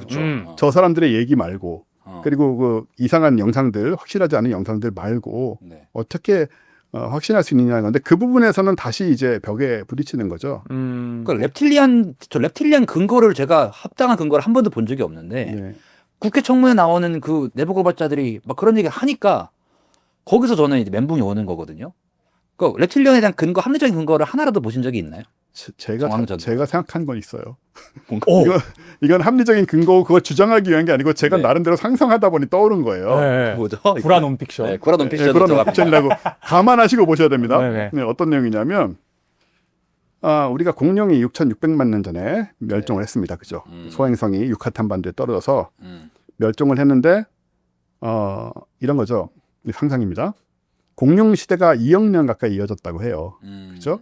그 실제로 뭐 아시다시피 공룡은 우리가 알고 있는 전형적인 파충류도 아니고 냉혈 동물조차 아니고 사실은 공룡이 냉혈이 아니에요? 완전 전형적인 냉혈 동물이 아니라는 쪽이 오히려 정설이죠 지금은. 그러니까 우리가 지금 알고 있는 그 파충류 뱀이나 악어 이런 종류들은 공룡 전에도 있었어요. 걔네들은 걔네들 계열로 계속 진화했습니다. 공룡은 조금 다른 줄기예요. 일단 공룡이 요즘 뭐 새가 공룡이 이런 말들 하잖아요. 맞아요. 생각했던 거랑 공룡이 다르게 생겼다 네네. 이런 거 나오더라고. 그러니까 공룡의 그 해부학적인 구조, 특히 그 티라노 계열이나 이쪽 두 다리로 걷는 애들 있잖아요. 네. 이런 애들의 해부학적 구조는 지금의 새하고 거의 같아요. 골반 구조도 일반적인 파충류하고 다르고, 그리고 아시다시피 도마뱀이나 악어는 이렇게 기어서 다니잖아요. 배를 거의 대고. 네. 그러니까 팔다리가 옆으로 나와 있어요. 근데 공룡들은 다 밑으로 나와 있거든요. 포유류처럼 마치. 서 있는 네. 혹은 새처럼. 그래서 차이가 있습니다. 여하튼 다른 존재인데 2억 년 동안 번성을 하다가 멸망했다라고 얘기를 하는데 저는 이런 생각을 하는 거예요. 만약에 2억 년이나 긴 세월이 인간에게 주어졌다면 우린 뭐가 됐을까라는 생각을 해봤어요. 우리 인류의 그 역사는 인류 종으로 봐도 기껏해 한 300만 년이고 지금 이제 현생 인류는 아무리 길게 잡아야 30만 년이거든요. 문명은 뭐 10,000년 정도밖에 안 됐다는 게 정설이고 길어야. 네. 그것과 2억 년이라는 이제 타임 스케일을 놓고 보면 2억 년 내는 무슨 일이든 일어날 수 있었다. 그리고 이 존재는 막판에 우리가 이제 공룡 2억 년 얘기하고 또 6,600만 년이란 거대한 스케일로 보면 6,600만 년 전에 예를 들어 소행성이 떨어졌다. 근데 사실은 6,550만 년 전에 떨어졌을 수도 있고요. 그렇죠. 6,670만 년 후에 떨어졌을 수도 있는데 네. 지질학적 기준으로 이게 다 같은 시기예요. 그렇죠. 근데 사실은 100만 년 떨어져 있잖아요. 그러니까 우리가 과거를 볼 때는 항상 이렇게 타임 스케일이 굉장히 압축돼 버려요. 그럼 다시 말하면 이 100만 년 동안 얘들이 뭘 할 수 있었을까? 만약에 우리가 그 타임 시간 스케일을 이런 식으로 대충 보고 있을 때 여기가 놓치는 부분들이 있을 것이다. 예를 들어서 상상입니다. 역시나. 2억 년 동안 공룡이 열심히 발달을 해서 진화를 한 거예요. 대부분의 경우는 우리가 알고 있는 공룡이었어요. 근데 마지막 500만 년 정도 공룡의 2억 년 속에서는 아무것도 아닌 시기죠. 그렇죠. 짧은 시기죠. 우린 관심도 없어요 거기에. 하지만 그 살아가는 그들에게는 어마어마하게 긴 시간이죠. 그렇죠. 500만 년 동안 저 공룡들이 직립보행을 하고 이미 직립보행은 했잖아요. 예, 직립보행 시작했죠. 그리고 이것도 있었잖아요. 예, 그리고 엎어서 못하는. 어쩌면 도구를 다루고 옷을 만들고 마을을 만들고 AI를 문명을 만들고 네. 우주선을 만들고 아. 그 500만 년 동안 할 수도 있지 않았을까? 그만한 시간이 있었다 공룡한테. 신체 구조도 가능했다라는 거거든요. 그런데 직립보행도 했었고. 이미 했었고. 뇌도 꽤 컸겠네요. 그렇겠죠. 머리도 크잖아요. 얘네들 보면. 티라노사우루스 머리 얼마나 커요. 그러니까 이게 뭐 저 주장하는 건 아니고 상상 아니고 진짜로 이거 좀 과학하는 분들이 되게 싫어할 겁니다. 이 얘기 하고 말도 안 되는 소리 하고 있다. 예. 그럼에도 불구하고 그런 가능성을 보면 그렇다면 6,600만 년 전에 근데 소행성이 와서 이제 충돌을 했잖아요. 얘네들이 만약에 그런 존재였다면 소행성이 오는 걸 알았겠죠. 그럼 어디로 피신했겠습니까? 남극 밑으로. 혹은 화성이나. 화성으로. 예, 어디론가 피신을 했겠죠. 문명 다 가지고 기술 다 가지고. 그런 다음에 거기 있다가 이제 적당한 시간이 지나서 많은 시간이 지나서 그들도 계속 발전했을 것이고 그런 다음에 이제 고향 행성인 지구로 돌아와서 고향 행성의 그 미진한 포유류들 영장류들을 지배하기 시작하면서 그때부터 이제 숨은 지배자가 되었다라는 것이 제가 보기엔 유일하게 reptilian론을 뒷받침할 수 있는 가설입니다. 근데 지금 주류 reptilian 음모론은 그들이 타행성에서 왔다고 주장하지 않나요? 타행성에서 왔다고 주장하고요. 근데 지구 차원에서 출신 주장하고. 공룡에서 나왔다 주장은 선생님이 하시는 들어본 적은 없어요. 제 딴에는 가장 독창적인 합리적인. 그나마. 왜냐하면 진짜 다른 행성에서 왔다고 하는데 뭐 아까 말씀드린 것처럼 다른 행성에서 오는 게 되게 어렵고요. 우리 태양계 아니면. 그리고 다른 차원에서 왔다는 얘기 같은 건 그냥 아무렇게나 하면 되는 얘기거든요. 뭐 5차원에서 왔다. 데이비드 아이큰 그런 식으로 얘기하는데 다른 차원에서 왔다는 것 같은 얘기는 그냥 하면 되는 거예요. 말로. 어디서 왔는지 모르겠으니까 다른 차원에서 왔다. 그럼 끝이잖아요. 우리 그거 이해 못하고 어차피. 그냥 치트키. 네, 그거는 그냥 설명이 아니에요. 그렇네. 근데 그것도 부정할 수는 없잖아요. 다른 차원에서 그러니까 시공간을 여행했다는 주장들이 많잖아요. 그러니까 미래 후대에서 왔다는 네. 얘기들이 요새 뭐 스필버그도 그런 식으로 떡밥을 던지기도 하고 뭐 우리부터 5만 년 뒤에 후손들이 찾아오는 거다. 뭐 이런 주장하는 사람들도 있는데 예를 들어서 그레이 에일리언이 가장 대표적인 그레이 에일리언을 얘기하면은 이제 밤라자 같은 사람은 이제 제타 레티큘라에서 왔다라고 주장을 하고 어떤 사람은 특정한 어떤 왜냐면 이제 밤라자가 얘기했던 거는 자기가 봤던 기밀 문서에 그게 써 있었다. 근데 그게 뭐 거짓일 가능성도 크죠. 근데 어쨌든 특정 제타 레티큘라에서 왔다고 주장하는 사람들은 꽤 많아요. 그레이가 그 뭐 납치됐다는 사람들 중에서도 어디서 왔냐고 그랬더니만 제타 레티큘라라고 말하는 그 쌍성에서 왔다고 주장하는 사람도 있고 근데 그게 아니라 뭐 미래에서 왔다라고 주장하는 사람도 있고 근데 우리가 그냥 지금 우리가 아는 과학의 패러다임에서 시공간 여행이라는 것이 뭐 불가능하다고 생각하지만 이론적으로 우리가 모르는 뭔가 가능한 기술이 있다고 하면은 그게 차원 여행인 거잖아요. 시공간을 거스른다는 게. 근데 그런 차원에서 얘기하는 거예요. 왜냐하면 데이빗 그러시가 정확하게 그렇게 얘기하더라고요. 인터갤락틱하게 오는 게 인터플래네터리하게 오는 게 아니라 인터디멘셔널하게 온다는 얘기를 해서 저도 이제 킹 받았거든요. 그게 무슨 설명이냐. 그러니까 인터디멘션이라는 건 그냥 시공간을 초월한다는 얘기인 거죠, 한마디로. 여러 가지 관점이 있을 수 있는데요. 네. 일단은 정말 인터디멘셔널이라면 이제 3차원 이상, 그러니까 아인슈타인 차원으로 하면 4차원, 네. 시간, 공간 3차원, 시간 4차원, 그 이상의 세계에서 온다라는 얘기일 것 같고요. 네. 근데 이게 되게 복잡해지는 게 그 이상의 세계에서 온다라는 게, 그러니까 우리가 수학과 기하학과 물리학에서 얘기하는 고차원이란 거는 거기서 뭐 우주선을 타고 reptilian이 올 수 있는 그런 세계가 아니거든요, 기본적으로. 일단은. 그러니까는 우리가, 그러니까 이런 거예요. 우리가, 그러니까 3차원만 얘기를 하죠. 우리 공간 3차원만. 우리가 3차원 세계에 살아간다. 근데 우리가 2차원 세계에 못 가요. 네. 2차원 세계를 상상할 수 있을 뿐이지. 우리가 2차원이라고 생각하는 모든 것은 사실 다 3차원이거든요. 우린 3차원 안에 갇혀 있습니다. 그렇죠. 선을 그려도 사실 우리 선을 못 그려요. 선은 항상 우리가 그리는 건 항상 입체죠. 왜냐하면 잉크가 묻어야 되기 때문에. 어떤 경우에도 다. 입체고, 그러니까 컴퓨터 내에서 뭐 구현할 수 있을지 몰라도요. 네. 그리고 면을 가지고 뭘 만들어도 우리는 사실 만든 게 면이 아니고 다 입체예요. 역시나. 그래서 우리는 항상 우리가 창조하는 모든 것은 높이를 갖게 됩니다. 컴퓨터 내에서는 구현할 수 있나요? 컴퓨터는 2차원을? 정보니까요. 그러니까는 이론인 거군요. 그러니까는 정확하게 말하면은 정보로서 그것의 형상을 그려낼 수 있다는 건데 이것도 되게 복잡한 얘기가 돼요. 나중에는 정보와 물질 중에 어느 게 우선적인 거냐는 물리학적인 이제 질문이 될 수도 있고 뭐 네. 맞아요. 그게 나 되게 핵심적인 것 같아서. 굉장히 복잡한 질문인데 예, 이거에 대해서도 물리학자들도 갈피를 좀 못 잡습니다. 왜냐하면 정보가 물질에 선행한다라는 그런 개념이 나온 지 오래됐어요. 70년대 이미 등장한 거고요. 물리학에서는. 오래됐고 상당히 그 부분 점에 대해서 인정을 받는 그 특정한 그게 나온 그 흐름에 대해서는 인정을 받지만 그게 세계관으로 확대되진 않거든요. 그냥 그 허접한 겁니다. 상황이다. 왜냐면 렉이 있으니까요. 그 네. 정보를 현실화하는 데까지 엄청난 시간적 렉이 있는 거죠. 그리고 물리학자들조차도 어떤 개념을 발견했을 때 이 개념이 정말로 함의하는 것이 무엇인가를 잘 생각하지 않아요. 사실은 우리는 이제 교양서적을 보니까 물리학자들이 항상 이런 걸 생각하는 것 같지만 실제 물리학자들 대부분 계산하느라 바쁘고 예, 닥치고 계산을 하는 게 물리학의 일이기 때문에 항상 수학을 하고 있습니다. 혹은 뭐 실험을 하고 있거나 실험 물리학자들은 그렇지 이걸 가지고 그래서 우주는 세계는 이제 이런 배경하에 구성되어 있고라는 철학적인 생각을 생각보다 많이 하지 않아요. 그런 거 하시는 분들은 되게 은퇴하신 다음에 이제 욕 먹을 일이 별로 없고 이제 이미 은퇴하셨으니까 할 일도 별로 없다. 이런 경우에 평소 이제 그동안 쌓아왔던 것들을 가지고 하시는 경우가 많은데 그래서 이제 미묘하게 공중에 떠 있는 개념들이 되게 많습니다 지금. 맞아요. 예, 굉장히 많은데 그러니까 예를 들어서 말씀하신 그런 것 같은 경우도 그럼 뭐 다른 차원, 5차원, 6차원 오고 뭐 고차원 어디냐, 뭐 어떤 개념이라고 이제 생각을 해보면 그게 제가 보는 어떤 그런 식의 관점이나 증언에서 불분명하다는 거예요. 굉장히 불분명해 보이고. 그리고 일단 이 얘기 자체의 논리에서 가장 핵심이 되는 거는 랩탈리언이 실제로 있다라는 걸 가정하는 거잖아요.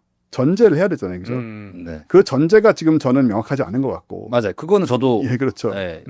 그 만약에 있다고 가정을 한다면 저는 우리가 뭔지 잘 알 수 없는 수학적 개념인 고차원이나 이런 것들을 끌고 오는 것보다는 혹은 너무나 멀리 있는 우주를 외계를 끌고 오는 것보다는 차라리 공룡들의 후손이라고 보는 게 오히려 가능성이 있지 않나.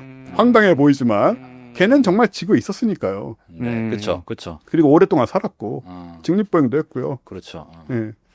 그들이 애초에 그 공룡들이 타행성에서 왔던 혹은 다른 차원에서 왔던 랩틸리언의 뭐 후손일 수도 있는 거잖아요. 그렇죠. 그들의 근데 어떤 그렇게 추상일 수도 생각할 있는 필요가 거고. 없는 것 같아요. 근데 그건 더 복잡한 설명인 네. 거니까. 그러니까 그것도, 저는 네네. 제가 이런 부분에 있어서 가장 이제 긴 세월 동안 좀 해온 작업 중에 하나는 불필요한 가정을 최대한 제거하자. 그렇죠. 오카메 레이죠. 예, 그렇죠. 네, 네. 불필요한 가정, 불필요한 추론들을 최대한 제거하고 남는 것들로 설명을 되는지 안 되는지 보자라는 거였어요.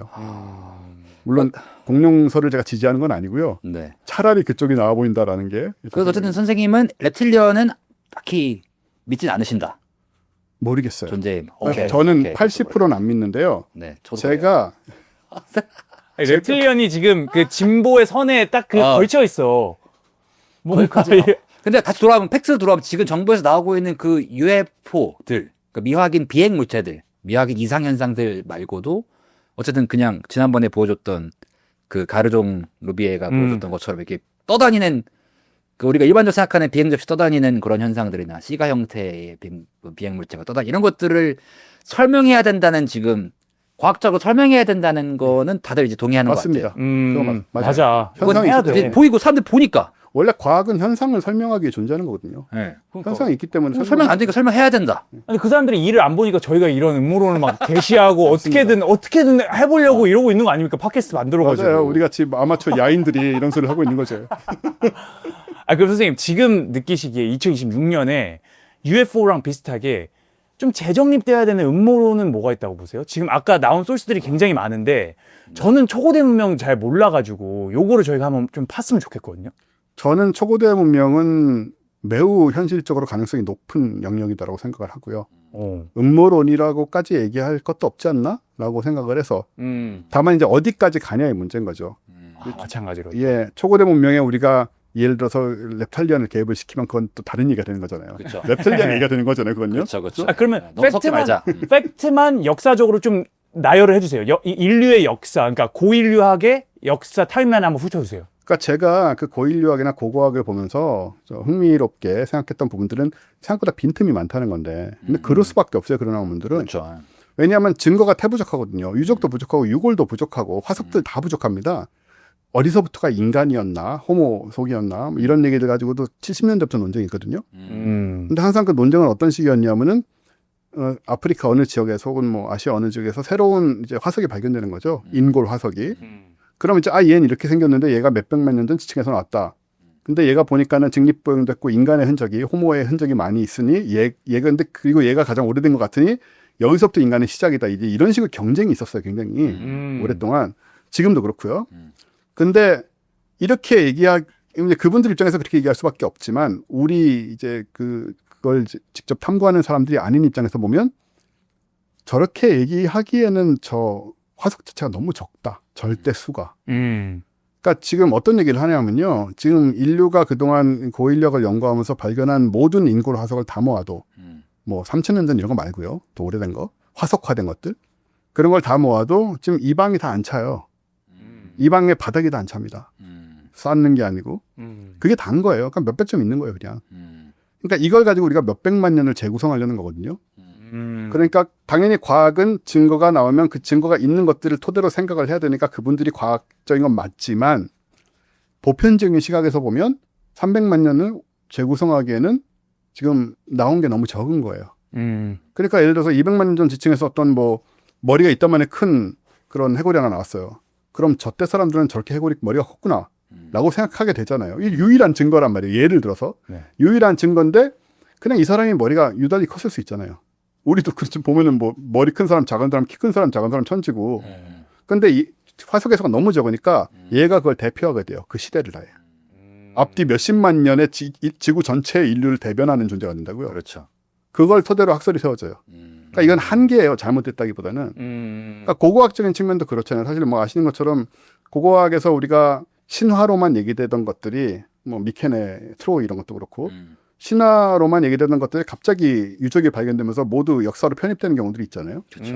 실제로 있었거든요, 그네들이. 그러니까 그런 식으로 보면 지금 우리가 과거에 대해서 갖고 있는 데이터가 아직 많이 부족하고 또 과거로 돌아갈수록 그 화석은 이제 당연히 만들어지는 조건부터 어려우니까 굉장히 수가 적은 것이고 유적이나 유물도 한 뭐 5,000년, 10,000년 지나면은 땅 밑으로 이제 쑤셔 박히거나 뭐 그 지역이 이렇게 뭐 해수면이 높아지면은 그냥 바닷속에 가라앉아 버리고 이런 게 거의 태반이 아니고 거의 대부분일 거라 생각을 해요. 지금 저 로마의 포로 로마노 그 중심가 옛날 그 로마 제국 시대 로마 중심가잖아요. 거기 가 보시면은 주변보다 몇 미터 낮거든요. 그 낮은 이유가 그동안 흙이 쌓여서 그래요. 2,000년밖에 안 된 곳인데. 그러니까 그런 식으로 몇천 년만 지나도 벌써 이렇게 땅 밑으로 물건들이 이 모든 증거들이 막 이렇게 묻히기 시작하는 거예요. 그렇죠. 그러니 몇만 년, 몇십만 년 우리가 초고대 문명이라고 말하는 예를 들어서 우리가 흔히 얘기하는 그 뭐 기원전 그러니까 만년 정도, 그러니까 만년에서 12,000년 사이에 농경이 시작됐다고 얘기하는 그 시점보다 이전에 무엇이 있었단들 대부분의 경우는 우리가 찾기 어려운 상태일 것이다. 라고 생각을 한 빈틈들이 너무 많아서 그리고 우리가 고대 적어도 우리가 정사에서 말하는 것보다는 좀 발전된 무엇이 있었을 것 같다는 정황들은 또 꽤 있어서 저는 이건 충분히 탐구할 만하다 라고 생각을 하는 거죠. 파보셨나요? 많이 초고대 많이 문명서를. 봤죠. 그럼 아틀란티스 있습니까? 아틀란티스. 저는 그런 식의 질문에 대답하지 않습니다. 아까도 말씀드렸다시피 아 왜? 나 예스노 궁금합니다. 아니라니까. 시원하게 얘기해 주세요. 아 그러면은 학설에 지금 학계에서 나오는 스탠다드가 뭐예요? 그러니까 인류가 지구는 몇백만 년 전 아까 얘기한 거가 있었고 그 다음에 인류는 여기서부터 시작됐고 이런 거잖아요. 지금 정설이 이렇습니다. 지구는 46억 년 전에 탄생했고요. 네. 인류의 최초 조상이라고 부를 수 있는 존재는 한 300에서 350만 년 된 것 같고 네. 그런 다음에 현생 인류, 그러니까 크로마뇽인이라고 우리가 얘기하는 우리와 신체적으로 뇌 크기라든가 이게 다 같은 이 존재는 30만 년쯤 전에 가장 먼저 출현한 것 같다라고 보죠. 근데 그때부터 이제 이 우리와 사실은 지적으로 다 같은 타고난 건 다 같아요, 능력이. 그럼에도 불구하고 얘네들이 29만 년 전까지는 계속 비슷한 상태로 구석기 상태로 있다가 불과 10,000년 전이 돼서야 농경을 시작하고 10,000년 전이 돼서야 이제 그 마제석기라고 그러죠. 뗀석기가 아니고 간석기. 간석기를 만들기 시작하는 신석기로 들어서거든요. 그럼 이제 여기서 우리가 궁금한 건 그거예요. 이게 정설인데 저 같은 사람이 궁금한 거는 그럼 그 29만 년 동안은 뭘 한 거냐. 아니 지적으로 우리와 같은 캐패시티를 갖고 있는 그 두뇌 크기도 같고 그런데 그 29만 년 동안은 도무지 발전이라는 게 별로 없는 듯이 보이다가 지난 10,000년 동안에 다 이루어서 지금 여기까지 온 거잖아요. AI 만들고 달에 가고 뭐 화성에 간다고 하고 이러고 있잖아요. 사실은 그전에도 뭔가 있었던 것이 아닐까? 뭔가 진행됐는데 어떤 이유로 그게 멸망하고 묻혀서 우리가 잊어버린 게 아닐까? 라고 한다면 그게 아틀란티스인 거죠. 이름이 그렇죠. 어쨌든 간에 뭐 어디에 있었던 그런 건 하나도 상관없는 거고 그런 가능성은 좀 꽤 있다 라고 생각을 합니다. 있는지 없는지 뭐 OX로 말할 수는 없지만 꽤 있다고 생각을 하죠. 근데 가장 어쨌든 초고대 문명 관련해서 제가 이제 설득을 당하고 영향을 받는 건지 그레엄 행콕인데 그렇죠. 행콕 이분이 지금 최근에 마지막 인터뷰를 하신 게 이번에 뭐 심장인가 편찮으셔서 뭐 수술 때문에 수술하신다고 이제 마지막이 될 수 있는 인터뷰를 하신다고 해서 연세가 봤어요. 많으시죠. 연세 많으신데 이제 뭐 저도 학교 다닐 때까지만 해도 안 믿었던 이제 학교 다닐 때 인류학 시간에 배웠던 것을 기반으로 봤을 때는 그때만 해도 게베클리 테페가 없었고 아 그렇죠. 안 가르쳤단 말이야.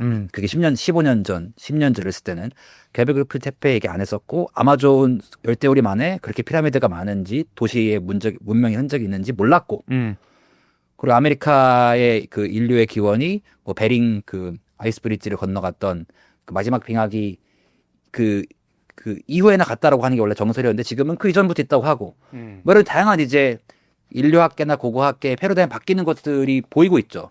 그래서 이제 행콕이 말하는 것들이 과거에는 그냥 아유 뭐 이제 비주류 학계 바깥에서 관심 끌려고 하는 거구나 했던 것들 저도 최근에는 새롭게 보고 있고 그게 사실 외계인 음모론이랑도 이어진단 말이죠. 행콕 선생님은 이제 굳이 아니으려고 또 그분도 이제 딱 그 하나 자기의 주장을 이제 주장하시려고 하지만 사실 저 양반도 다 그 믿는 것 같아.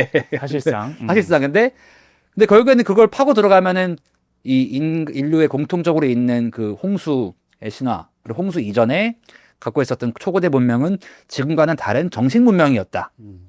이걸로 가잖아요. 그게 무슨 그리고- 말이죠? 정신 문명이었다. 그러니까 그들이 갖고 있었던 어떤 기술적인 능력은 물질적인 그 기술에서 오는 게 아니라 정신적인 능력에서 왔다. 그러니까 쉽게 초월했다, 말하면 한마디로. 피라미드를 기계로 지은 게 아니라 아, 염력이든 뭐 뭐든 이런 걸로 해가지고 그런 식으로 가게 되는 것들까지 저는 봤고 거기까지는 저는 뭐 그럴 수도 있겠다. 심장이 뜨거워지는. 심장이 뜨거워지고 그러는데 네. 뭐 이 부분에 대해서 어디까지 행콕 말고 또 어떤 뭐 행콕에 대해서 어떻게 보시는지. 행콕을 제가 대학교 때부터 봤죠. 영국에서 행콕하고 이메일도 주고받았죠. 진짜로요? 영국 사람이니까. 오. 맞아요. 영국 분이죠 완전. 스톤헨지도 가보셨을 것 같고. 가봤죠. 전 최근에 처음 갔거든요. 예. 그 막상 가보면 되게 멋있죠, 생각보다. 나중에 많이 뜨거워지는데. 부러울 게 너무 많아. 행콕은 저한테 되게 중요한 주제 중에 하나였고요. 오. 그러니까 저분이 이제 나중에 2000년대 넘어가면서 이제 역시나 그 정신 쪽, 심지어는 뭐 사이키델릭 메디스 이런 쪽으로도 이제 넘어갔고 그렇죠. 상당히 재미있는 관점들을 많이 보여주셨어요. 그렇죠. 예, 근데 기본적으로 말씀하신 대로 행콕은 그렇죠. 그러니까 이게 그 초고대 문명하고 외계인 기원설하고 선을 그는 이유가 네. 이게 외계인 기원설이 들어가 버리면 이게 외계인 얘기로 넘어가 버리기 때문이거든요. 맞아요. 다른 얘기가 돼버려요. 말이죠. 그래서 이제 그 부분에서 명확한 증거가 뭐 밝혀지지 않은 이상에는 저도 이제 글로 굳이 갈 필요는 없다라고 생각을 일단 하고 있는 거고. 근데 저도 이제 행콕을 보고 또 제 나름대로 혼자 생각을 많이 하고 리서치를 하고 쭉 하면서 느꼈던 게 이제 비슷한 방식인데요. 그러니까 이런 거죠. 지금 우리 문명은 전자기 문명이거든요. 그렇죠. 전자기력이 일렉트로 바탕이라는. 그쵸. 그러니까 전기 문명이 사실은 현대 문명을 보면 예전엔 아니었지만, 그러니까 철기, 그죠? 철기였고, 철기란 건 사실 뭐 도구니까.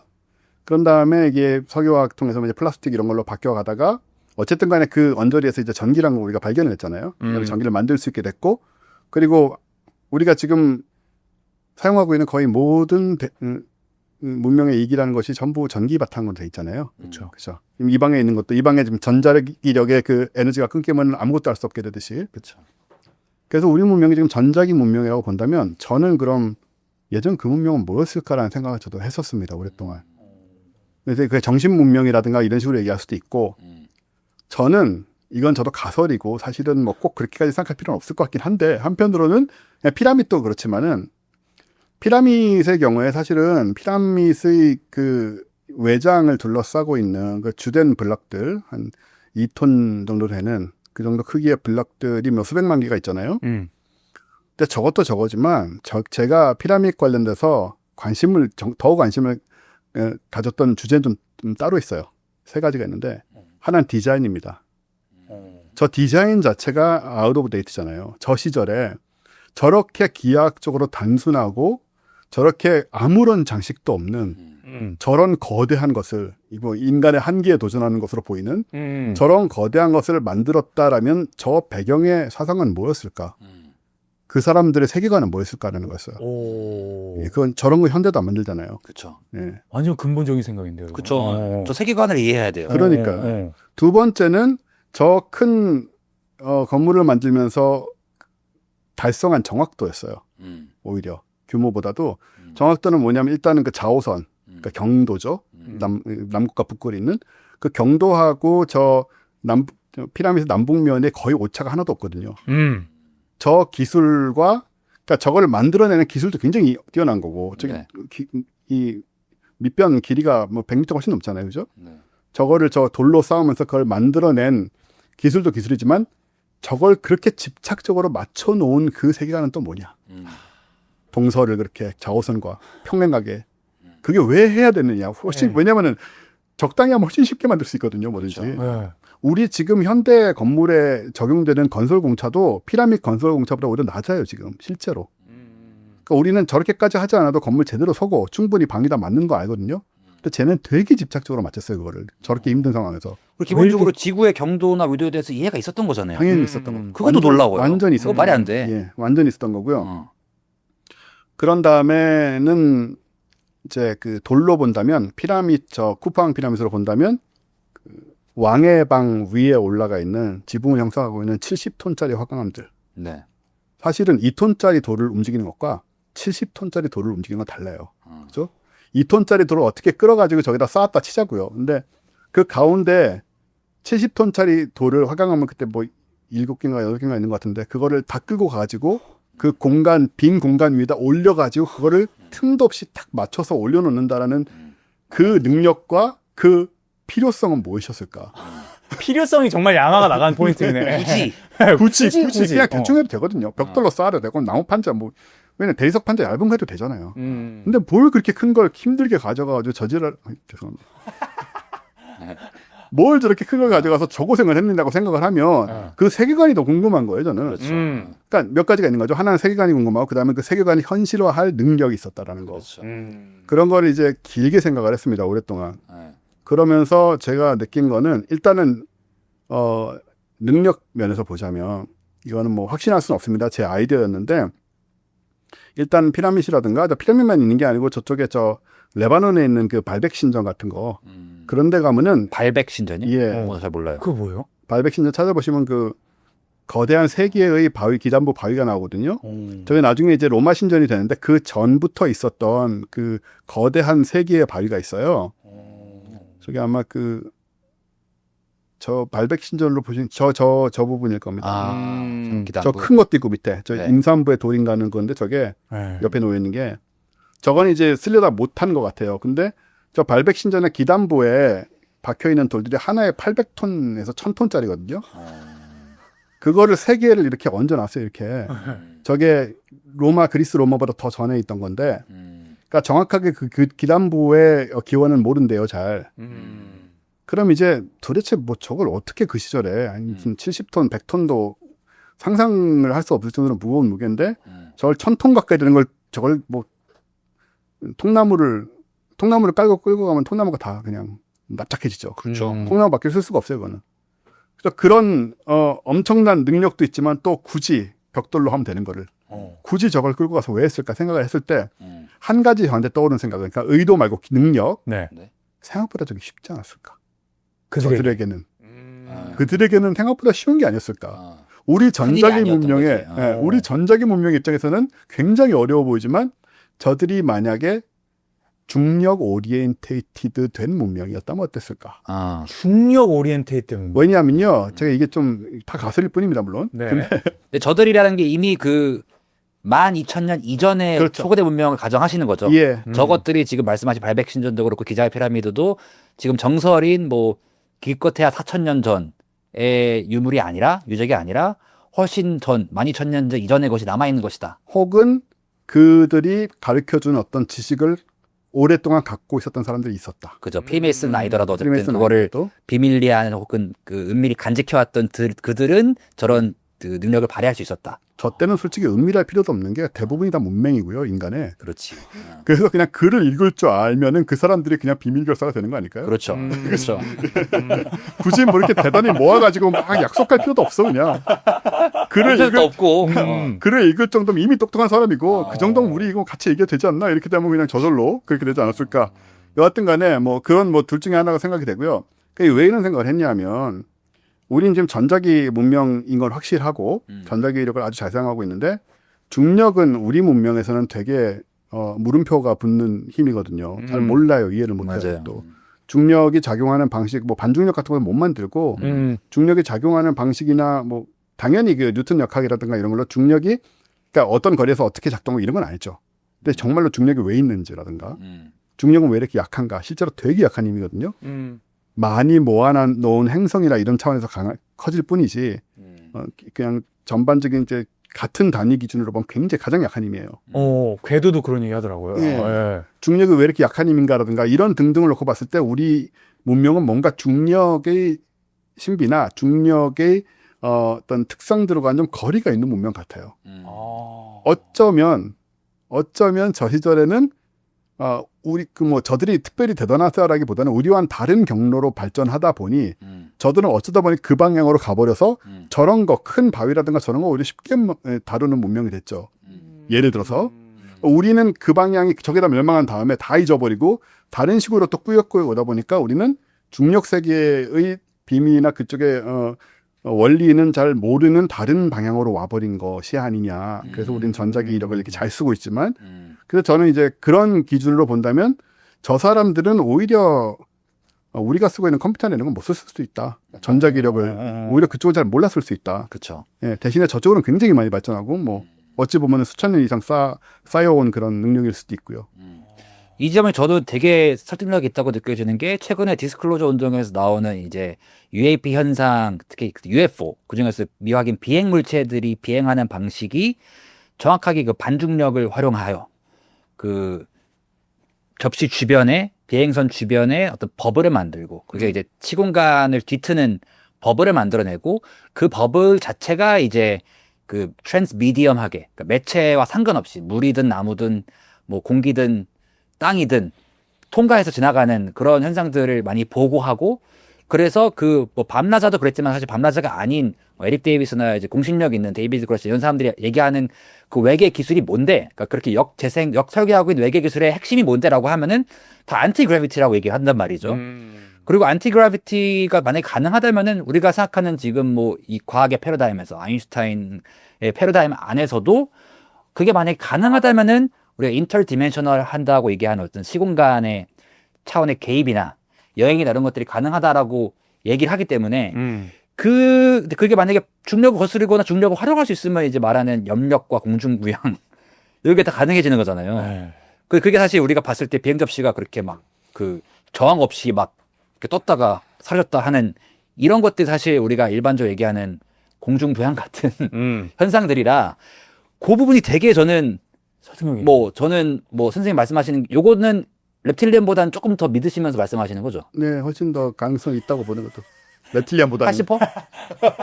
이게 참 이게 그 분위기에 휩쓸려서 제가 또 근데 여기서는 구라 논픽션보다는 조금 더 구라도 해줄 수 있는데 논픽션을 좀 확실하게 좀 저희 불안감을 해소해 주셨으면 좋겠어요.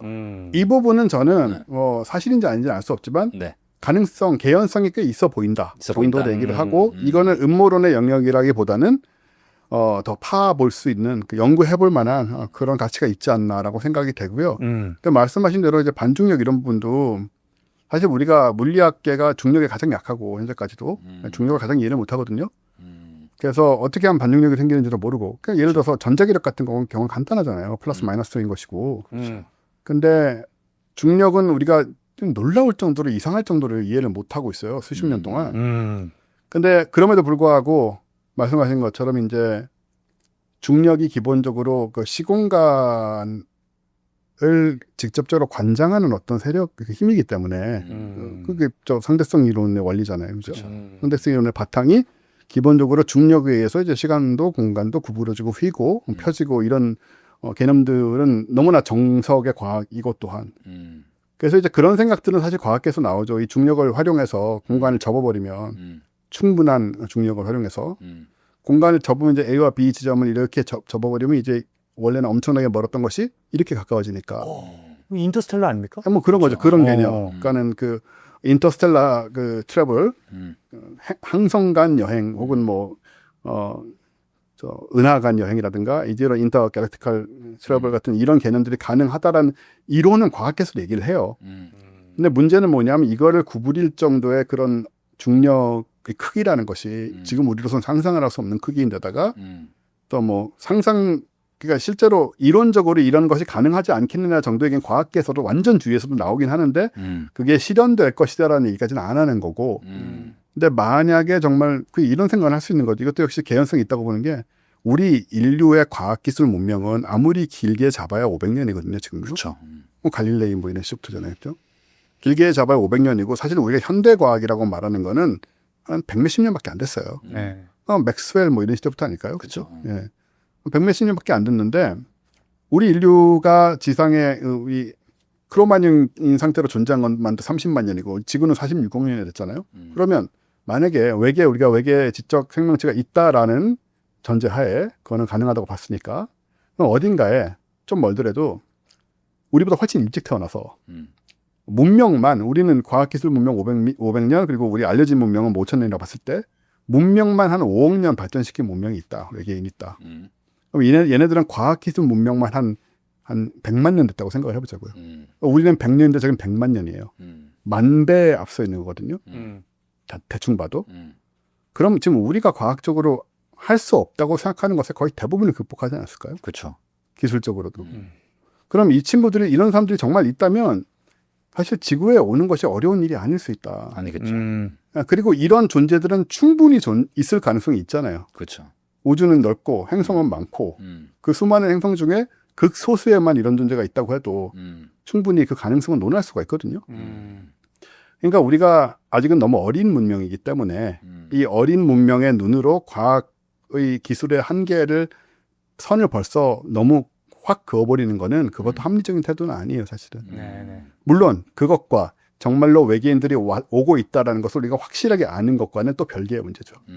개연성이 있는 것과 그래서 왔다라는 건 다른 거잖아요. 근데 지금 주류 음모론의 그러니까 디스클로저 운동의 주장은 그런 중력을 다스리는 기술을 최소 테슬라 이후에 뭐 그때 에이미 에스크리치가 말했던 건 자기가 4번째로 그 기술을 개발했다고 하신 분이 돌아가셨는데 그런 이제 그 지금의 딥스테이트가 됐든 뭐 레가시 프로그램을 관장하는 사람이 됐든 이 기술을 이미 갖고 있고 근데 그 기술을 공개하면은 지금 산업 문명의 그 전자기 문명이라고 하셨지만 사실 화석 문명의 패러다임이 불필요해지기 때문에 석탄을 캘 필요가 없어지고 석유가 불필요해지는 거잖아요. 중력을 다스릴 수 있으면 지금 우리 다니듯이 비행기 타고 다닐 필요가 없어지기 때문에 그걸 일부러 기술을 공개 안 하고 있었던 거다라는 얘기들이 저는 되게 충격적이었거든요. 특히 이제 막 기후위기 대응을 하기 위해 우리 막 탈탄소의 운동을 막 이런 거 하고 있는 사람 입장에서 네네. 이런 무한동력과도 같은 어떤 기술을 갖고 있다라는 음모론이 들리는 것조차 되게 희망적으로 저도 가끔씩 들리기도 하고 진짜 그 기술이 있으면은 이렇게 우리 뭐 지금 막 프랑스는 더워가지고 녹아내리고 있는데 네. 파리 사람들은 그러니까 그런데 그 기술에 대한 공개가 결국에는 지금 디스클로저 운동의 주장으로 이어지거든요. 네네. 이런 기술을 이미 암암리에 미국 정부는 갖고 있고 혹은 이제 밀리터리 인더스트리얼 컴팩 군사안보갑차는 갖고 있고 이거를 이제는 좀 공개해야 된다라는 주장이 나오고 있는 것 같아서 이 부분에 대해서는 선생님도 어느 정도 reptilian까지는 아니더라도 그 동의하시는? 뭐 네. 가능성이 없지 않다라고 보시는 것 같은데 네. 제가 봤을 때는 네. 이제 여기서 점점 더 음모론 쪽으로 갈 것 같아요. 더 이제 뒤에 누가 배후 결국에 이거 누가 배후냐 이 얘기로 갈 것 같아요. 제 생각에는. 사실 풀 구라라 좀 듣고 싶습니다. 그래서 그런 얘기는 저희 연장절에서 만나보도록 하겠습니다. 피스. 제 친구 중에 프리메이슨도 있어요, 심지어. 옛날에 미국에서 얘가 박사하다가 모세가 만든 거잖아요. 자세하게 모르겠습니다. 성계가 아, 뭡니까 정확히? 성계란 것은 네. 야, 여기까지 가는구나. 근데 강남 성계 말고 성괴. 그의 SPNS 정렬 신호로 바뀌었습니다. 민가